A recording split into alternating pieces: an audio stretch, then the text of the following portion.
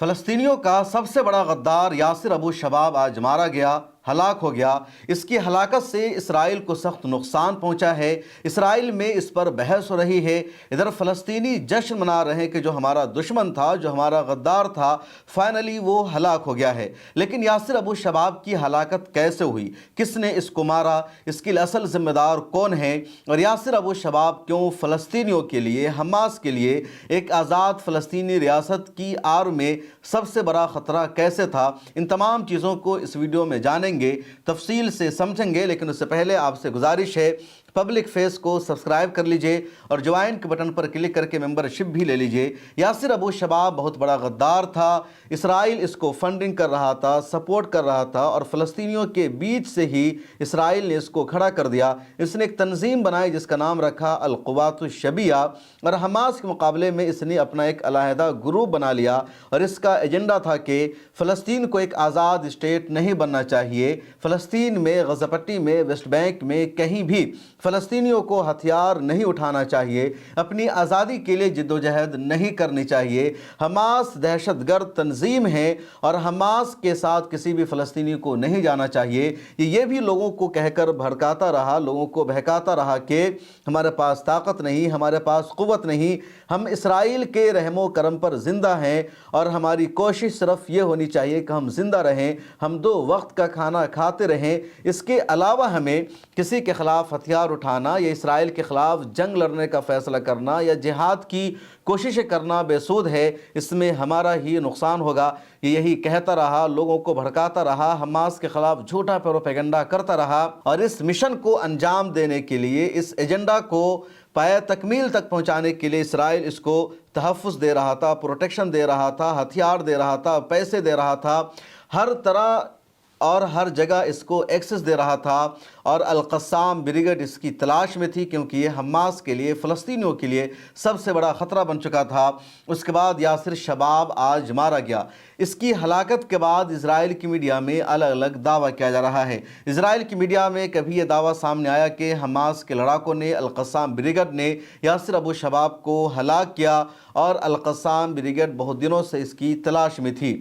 دوسرا گروپ یہ دعویٰ کر رہا ہے اسرائیلی میڈیا کا کہ یاسر ابو شباب کا اپنے ہی لوگوں کے بیچ میں اختلاف ہو گیا تھا، اور اسی نے یاسر ابو شباب کو مارا۔ اس کو مزید تفصیل سے سمجھیے کہ یاسر ابو شباب نے اچھے دن کے نام پر، جنگ بندی کے نام پر، اسرائیلی آرمی کے غزہ پٹی سے نکل جانے کے نام پر اس نے فلسطینیوں کے ایک گروپ کو اپنے ساتھ ملا لیا، اس کو اس نے اکٹھا کیا، ان کو پیسے کی لالچ دی، اور اس نے اپنا راز ان لوگوں کے بیچ میں فاش نہیں ہونے دیا کہ وہ کون ہے، کہاں سے اس کو پیسہ ملتا ہے، کس کے ایجنڈے پر، اشارے پر وہ کام کر رہا ہے، اور وہ فلسطینیوں کو مدد نہیں پہنچا رہا ہے بلکہ نقصان پہنچا رہا ہے۔ ان تمام چیزوں کو اس نے چھپا رکھا تھا۔ لیکن اس کی تنظیم میں جو فلسطینی شامل ہوئے، جب اس کے قریب پہنچے اور سچائی کو جان لیا کہ اصل میں غدار ہے، دشمن ہے، اور فلسطینیوں کے نام پر یہ فلسطینیوں کو ہی نقصان پہنچا رہا ہے، تو اسی کی تنظیم کے ایک ذمہ دار نے اس کو موت کے گھاٹ اتار دیا، اور اس کو صاف میسج دے دیا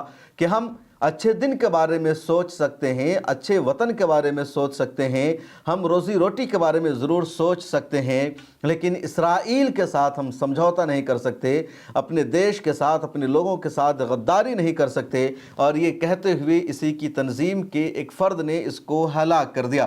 اسرائیل کی میڈیا میں یہ بھی دعویٰ کیا جا رہا ہے کہ اس کے آپس کے گروپ میں لڑائی ہو گئی تھی، ایک گروپ اس کے ساتھ، دوسرا گروپ اس کے خلاف تھا، اس کو غدار کہا جا رہا تھا، اور تبھی یہ وہاں پر پہنچتا ہے اس تنازع کو، اس لڑائی کو ختم کرنے کے لیے، سلجھانے کے لیے، اور تبھی اس کو فائر کر کے ہلاک کر دیا جاتا ہے۔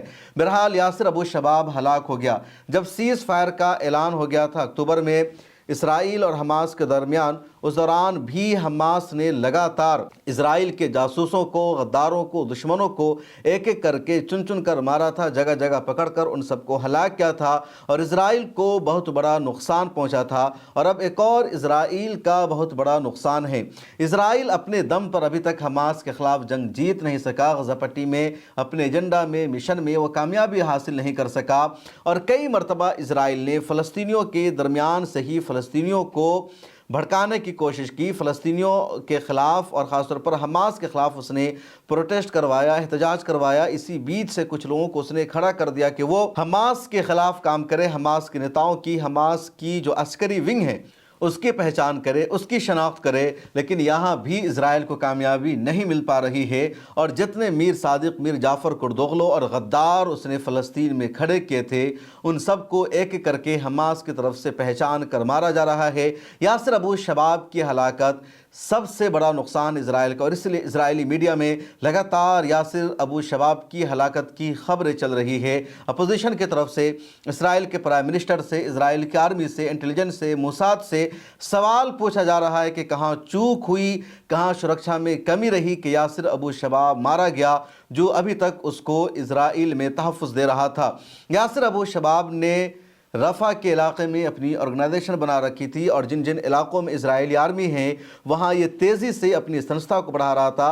दरअसल इज़राइल का मनसूबा यह था कि इज़राइल ये चाहती है कि गज़ा पट्टी पर एक ऐसे ग्रुप की हुकूमत हो जो ग्रुप और उस ग्रुप की लगाम पूरी तरह इज़राइल के हाथ में हो। इस वक्त फ़लस्तीनियों को दो ही ऑर्गेनाइजेशन लीड करती है। फ़लस्तीनी अवाम का भरोसा सिर्फ दो तंजीमों पर है, एक अल-फतह और दूसरे हमास। अल-फतह पर भी फ़लस्तीनियों का उतना भरोसा नहीं रहा जितना हमास पर है। अल-फतह को ही अंग्रेज़ी में PLO कहा जाता है, यानी पैलेस्टाइन लिबरेशन ऑर्गेनाइजेशन, जिसको यासिर अरफात ने कायम किया था और महमूद अब्बास इन दिनों उसके सदर हैं।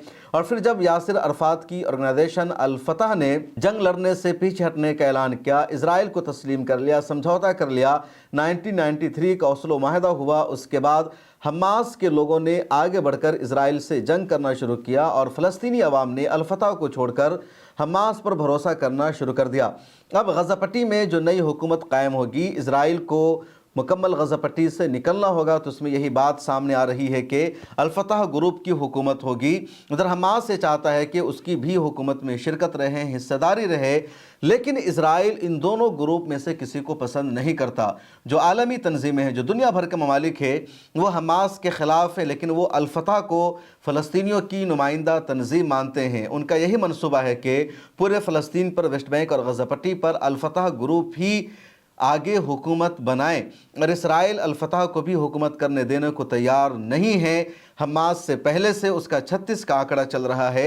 इसलिए इज़राइल ने इस बीच में यासिर अबू शबाब और इस तरह के लोगों को इकट्ठा किया, इनको आगे बढ़ाया और इनकी तंजीम बनाई, अल-क़ुव्वातुश-शबिया, इनको हर तरह की फंडिंग दी और कहा तुम फ़लस्तीनियों की नुमाइंदगी करो, तुम फ़लस्तीन में गज़ा पट्टी में हुकूमत बनाने की बात करो ताकि हमारा एजेंडा यहाँ चलता रहे, हम जब चाहे यहाँ कार्रवाई करें या स्ट्राइक करें। और हमास ने अपना एक मनसूबा बनाया था इस तंजीम को कमज़ोर करने का, इसको ख़त्म करने का, क्योंकि हमास चाहती है कि फ़लस्तीन पर फ़लस्तीनी ग्रुप की हुकूमत हो और उसमें हमास के लोग भी शामिल करे जो सच में फ़लस्तीनियों का दर्द रखते हैं, फ़लस्तीनियों से मोहब्बत करते हैं, जो फ़लस्तीन की आज़ादी के लिए जिद्दोजहद करें और इज़राइल के ख़िलाफ़ जो मुज़ाहमत को जारी रखें। ऐसे लोग इक़्तिदार में आए, हुकूमत का हिस्सा बने, हमास ऐसे लोगों को ही समर्थन देगी, सपोर्ट करेगी। इसलिए यासिर अबू शबाब की हलाकत इसराइल के लिए सबसे बड़ा झटका है। इस वीडियो में इतना ही। एक बार फिर आपसे गुजारिश है, पब्लिक फेस को सब्सक्राइब कर लीजिए। इंस्टाग्राम और फेसबुक पर भी इसका अकाउंट मौजूद है, वहाँ जाकर हमें फॉलो कीजिए। फिर मुलाकात होगी।